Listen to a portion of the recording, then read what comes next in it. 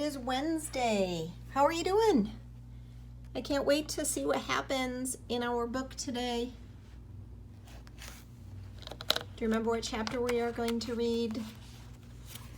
You got it, chapter 8.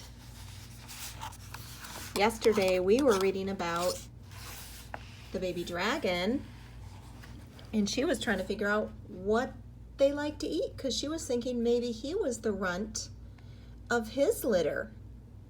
So she was going to do a little experiment. Chapter 8 is called the food experiment. I'm thinking that might mean maybe she'll try to feed him some different things to see what he likes. I'm not sure. Let's read and find out. All this thinking about food made me hungry. My stomach gurgled loudly. Sassafras growled. Silly Sassafras! I ruffled his fur. I'm just hungry for lunch. Let's go back to the house. As we walked, I realized I had a great question for an experiment. I grabbed my brand new science journal and sat down with my sandwich. On the first page, I wrote, question: what do baby dragons like to eat? The baby dragon had scales like that little snake. I bet he was a reptile. If snakes ate worms, maybe dragons did too. Sure, this baby dragon was a lot bigger than that baby snake in the forest, so maybe he'd eat a lot of worms. I knew I should try several different kinds of foods, just in case. I worried it might be hard to get the baby dragon to eat, so I picked up some of my favorites. I set my choices on the kitchen table and wrote them all down. So let's go back. Let me see. I want to remind myself her question. What do baby dragons like to eat? So now she's going to write down it says, materials. Worms. Can you read that with me? Apple slices, eggs, cheese, marshmallows, yum, cereal, and granola bar. Now to make a guess.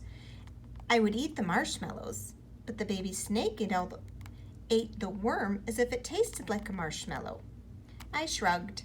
Maybe worms were like the reptile version of marshmallows.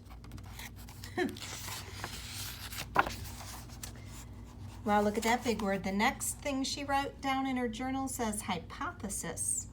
I think he will eat worms. Sorry, worms. Hypothesis, that's what she thinks might happen. Now, I needed to set up my experiment. Every time I'm experimenting, my mom always tells me the exact same thing. Remember to change only one thing and keep everything else in your experiment the same. And by every time, I really mean she says it every time. I wanted to change the kind of food I was giving him, so I needed to keep everything else the same. I got 7 of the same white plates out of our cabinet. I measured out the same amount of each kind of food, 1 kind of food per plate. I grinned.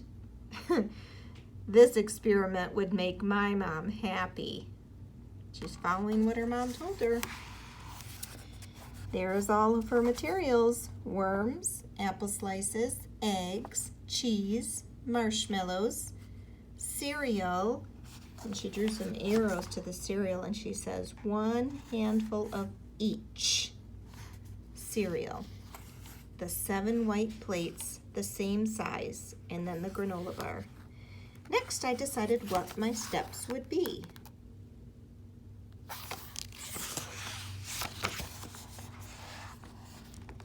I like that she's writing it all down. She wrote 1.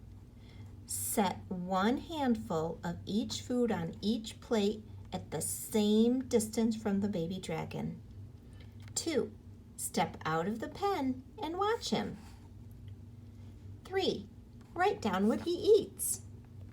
All set. I gathered my supplies in my arms and tucked my science notebook under my chin. When Sassafras and I got to the barn, I was surprised to see that the dragon was looking around a bit. "Hey, little guy," I said softly, "I've got some foods here for you to try." I set each plate of food the same distance away from the dragon. He watched me with big, curious eyes. Once everything was in place, I stepped out of the pen to take notes. The baby dragon got up and carefully licked the food on the first plate. The cereal stuck to his tongue. He scrunched up his face, jumped back, and pawed at his tongue. Whoops! I'm not sure. It looks like he likes the cereal very much. What do you think?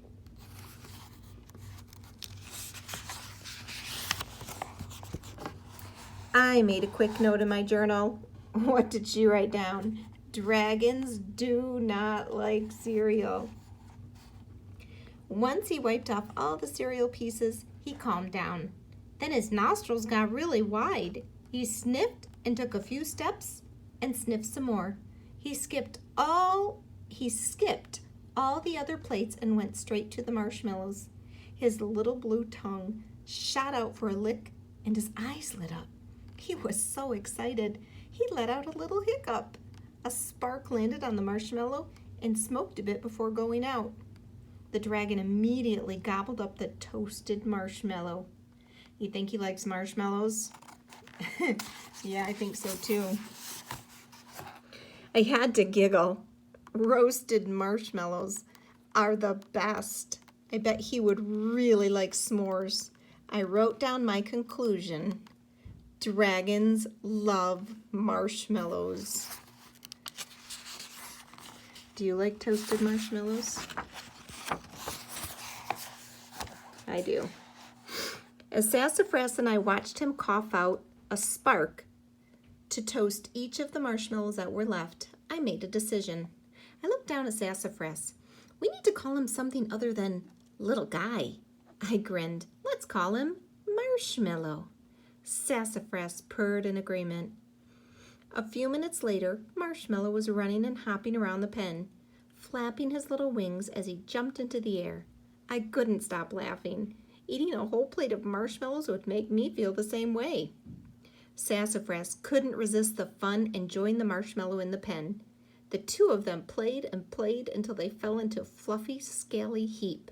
Sassafras was panting a bit, so I brought a big bowl of water to the pen. They eagerly drank with their heads side by side. Then Marshmallow settled down in the dirt. He tucked his tail in, rested his head on top. Looks just like that. And closed his eyes. Time for another nap, huh?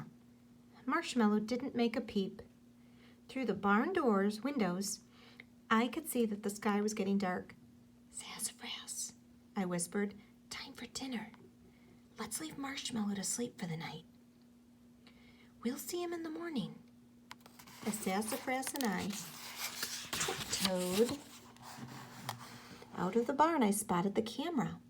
Oh man, I couldn't wake the little guy now, and I wanted a sweet face in the photo. I'd have to take the picture the next morning. When I got back to the house, my dad was at the stove, cooking. I grinned when I saw what he was making. Sassafras-shaped pancakes. A dad's specialty. He makes it look easy, but it isn't. My mom and I have tried to make them, but our pancakes end up looking like weird blobs. Dad looked up and smiled at my thinking goggles still perched on my head. What you been working on? He asked. I almost told him about Marshmallow, but then I remembered how he couldn't see magical creatures. I figured I'd better leave out the details about the baby dragon. Just some science experiments with Sassafras out in the barn. Dad flipped another pancake. That's great, honey. I'm so glad you two have been able to keep yourselves busy with your mom gone. Oh, we were keeping ourselves busy, all right. If Dad only knew. I could hardly wait for morning to come. First, I'd get my magical photo of that sweet little face. Then I'd spend the whole day playing with a baby dragon. Wow, that was a pretty long chapter, but it was a good one. So we just finished reading this chapter, and she did a science experiment. Do you remember what that science experiment was? And the foods that she had? And what the baby dragon liked the best? Talk to someone at home about that. I'll talk to you later, friends. Chapter 9 tomorrow.